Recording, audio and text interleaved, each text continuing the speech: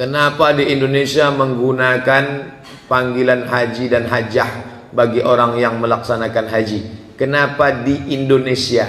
Kata di Indonesia ini perlu diluruskan. Saya tinggal di Mesir 4 tahun. Di Mesir asal ada orang tua dipanggil haji, walaupun dia tak pernah ke Mekah. Haji, haji. Di Maroko panggil haji. Itu apa? Doa. Panggilan itu doa. Orang Mesir itu saking inginnya pergi ke Makkah, di kampung-kampung itu di dinding rumah semua gambar Ka'bah, onta, Masjidil Haram, Masjid Nabawi. Saking rindunya mereka, maka dipanggilnya haji. Yang belum berangkat pun dipanggil haji untuk doa. Semoga kau berangkat haji. Itu sebenarnya doa. Yang tak boleh itu riya. Riya, itu tak boleh. Kenapa bapak tak datang undangan anak akikah saya kemarin? Tak kau buat pula saya haji. Mana saya mau datang? Itu yang tak boleh. Tak tahu kalian, saya ini sudah haji 4 kali. Nah, itu yang tak boleh. Adapun dia dipanggil sebagai penghormatan, orang memanggil dia, bukan dia minta panggil. Dan itu bukan hanya di Indonesia saja, di Mesir, di Maroko pakai panggil haji. Bagaimana adab kita menggunakan kata ganti beliau kepada Allah? Beliau itu untuk manusia. Beliau untuk manusia. Adapun Allah, marilah kita bersyukur kepada beliau yang sudah memberikan kita. Nah, itu tak betul. Dia tak belajar bahasa Indonesia, perlu ambil lagi 16 tatap muka, 2 SKS belajar bahasa Indonesia. Belajar bahasa Indonesia balik. Bagaimana caranya supaya taubat kita diterima Allah? Rukun taubat 3. Yang pertama, an-nadamu fil qalbi, menyesal dalam hati. Setelah menyesal dalam hati, yang kedua, al-iqraru bil lisani, diikrarkan dengan lidah, astaghfirullahaladzim. Yang ketiga, an-itmaru alla ya'uda ilaihi abadan, tekad kuat tidak akan kembali ke dalam perbuatan itu lagi. Itu namanya taubat nasuha. Ini pendapat siapa nih Ustaz Somad? Pendapat Abdullah bin Abbas. Rukun taubat ada 3. Adapun cara bertaubat diajarkan Nabi. Ma min muslimin yuznibu dzamban. Kalau ada orang berdosa, summa yatatahhar, yang paling elok mandi. Mandi apa namanya? Mandi taubat. Maaf cakap, macam mandi wajib, basah semua. Ustaz, saya mau mandi taubat. Mana dulu yang basah? Terserahlah, mau kaki dulu, mau kepala dulu. Kebetulan mandinya ke Sungai Siak, salto dia. Kepala dulu, sah. Apa hilang dosa saya kalau mandi Pak Ustaz? Kalau di Sungai Siak itu mandinya di tengah pula lagi. Jangankan dosanya, orangnya hilang sekalian.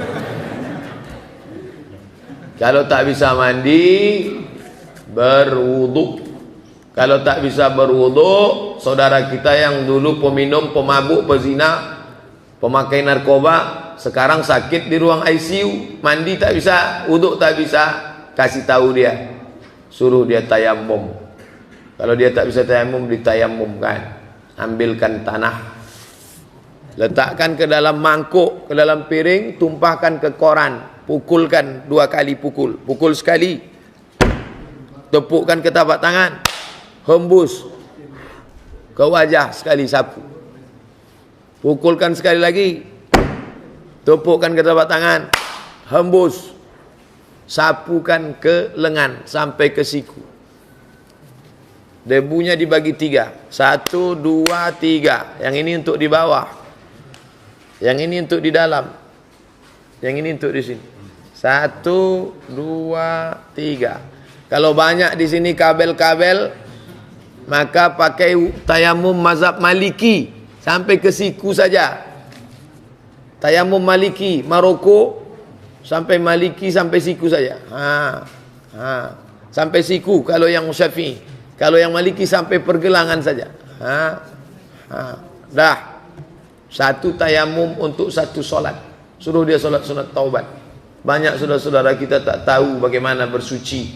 Kalau dia tak bisa mandi, tak bisa berwudu, maka bertayamum. Setelah itu solat sunat taubat. Usolli sunnatat taubat raka'ataini lillahi ta'ala.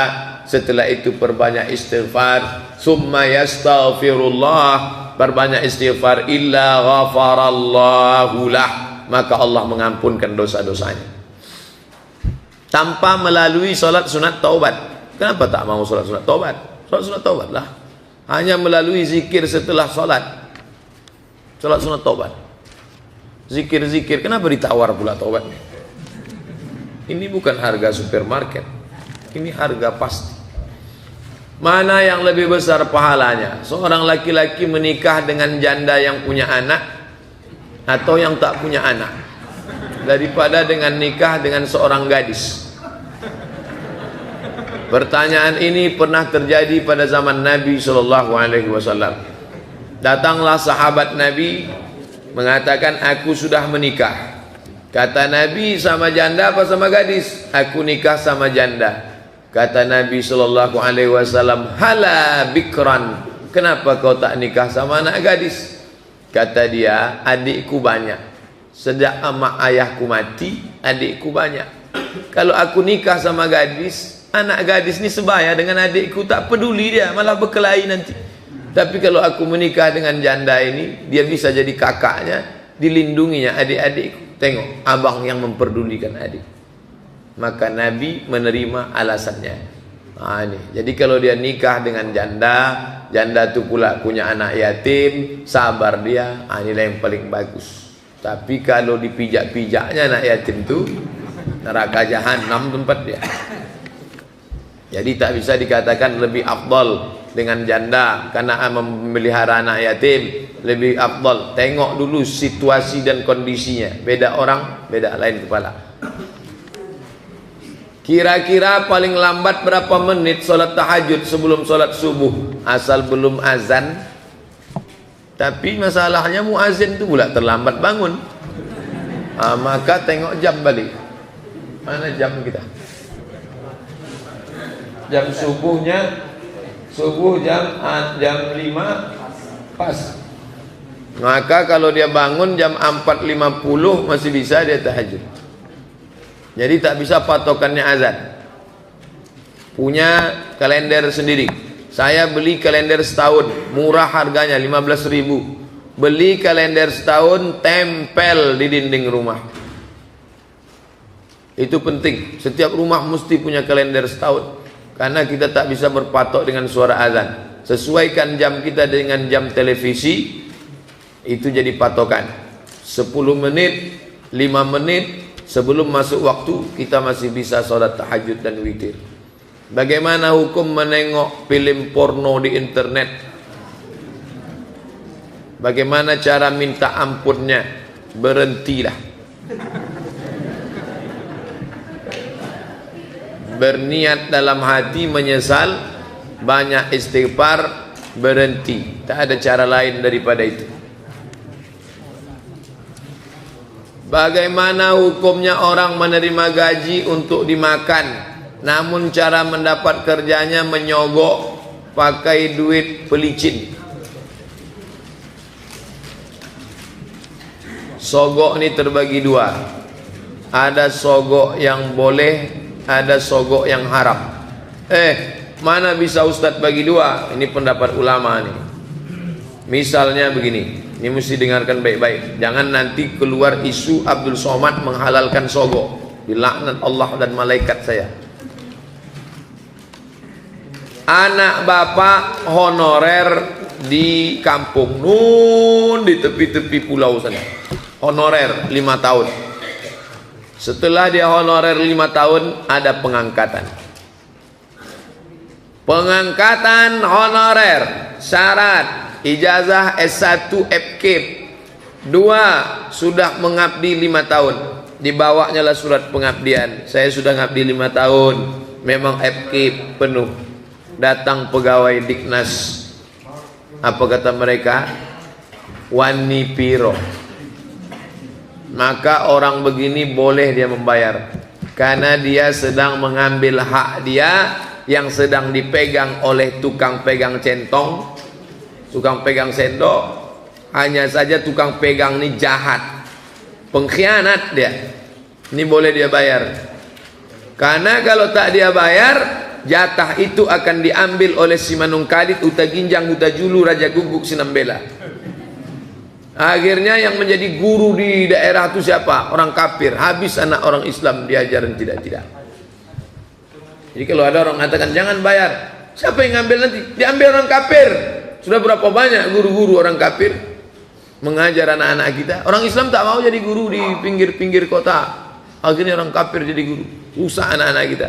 Walaupun dia guru matematik, biologi, fisika. Sebelum mengajar apa kata dia? Anak-anak mau biar supaya pelajarannya masuk ke otak? Mau. Ini doanya. Anak Allah, Allah Bapa, Rohul Kudus. Haleluya. Tuh rusak anak kita. Yang tak boleh itu begini. Penerimaan PNS harus sarjana teknik sipil, IP 3,7. Dia teknik industri, IP-nya 3,0. Disogoknya 100 juta. Ini haram. Gajinya haram, tunjangannya haram, pensiunnya haram, sampai mati makan haram. Kalau begitu modelnya, segeralah resign. Karena kalau tidak, maka makan haram. Makan haram sekejap aja, 30 tahun. Masuk umur 30, pensiun umur 60. 30 tahun makan haram. Merasakan azabnya berapa lama? Khalidina fiha abada. Na'udzubillah.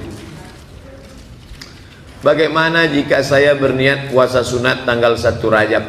Karena tanggal 1 Rajab itu bertepatan hari lahir saya, 29 Maret. Bagaimana niat hukumnya? Niatnya puasa sunat Rajab saja. Jangan puasa niat puasa hari lahir. Tak ada Nabi mengajarkan niat puasa hari lahir. Tapi itu Nabi puasa hari Senin, hari lahir dia. Bukan disuruhnya lah hari lahir kita. Hai orang-orang beriman, berpuasalah kamu di hari lahir kamu. Tak ada. Kita disuruh puasa hari Senin, hari lahir Nabi. Zaka yauma wulidtu, di hari itu aku lahir. Adapun kita, maka tak disuruh berpuasa di hari lahir kita. Tapi kalau ada orang mau bersedekah, di hari lahir ini saya mau bersyukur pada Allah Pak Ustadz, saya bawalah nasi kotak ke panti asuhan. Bagus, pergi ke panti asuhan. Pak Yazid panti asuhan di belakang Koki Sundar. Pak Yazid, berapa anak panti ini Pak Yazid? Ada 200 Pak. Tolong keluarkan. Berapa orang? 2 orang aja. Situ ada 200, dia minta 2 orang. Kebetulan dia bawa nasi kotak cuma 2 biji. Jadilah daripada tidak sama sekali. Jangan beli lilin dicucukkan ke roti. Diembus. Orang kafir itu punya tradisi. Jangan ikut orang kafir. Man tashabbaha biqaumin fahuwa minhum. Siapa yang ikut tradisi orang kafir, maka dia kafir. Wa husyira yaumal qiyamati ma'hum. Nanti di akhirat akan dibangkitkan sama orang kafir. Mengapa tanah dinamai tanah haram, yaitu tanah mulia? Mengapa ada binatang haram? Muliakah binatang itu Pak Ustaz? Udah dijelaskan, hanya mengantuk ini.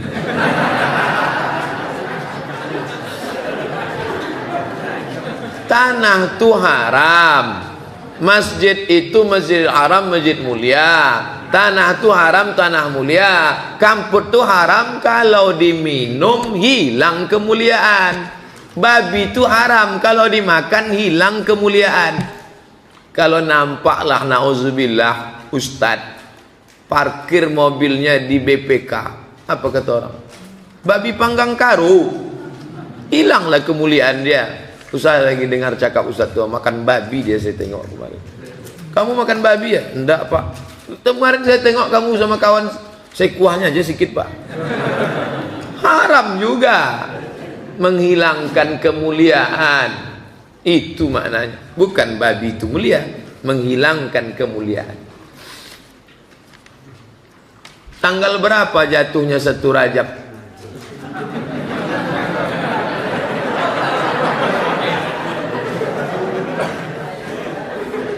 Dan amalan apa yang kita kerjakan selama bulan Rajab? Apa tak gila Ustaz kalau malam? Itulah yang dibahas selama 60 menit habis suara. Itulah ditanya. Bila tanggal 1 Rajab, amal apa yang akan diisikan di bulan Rajab?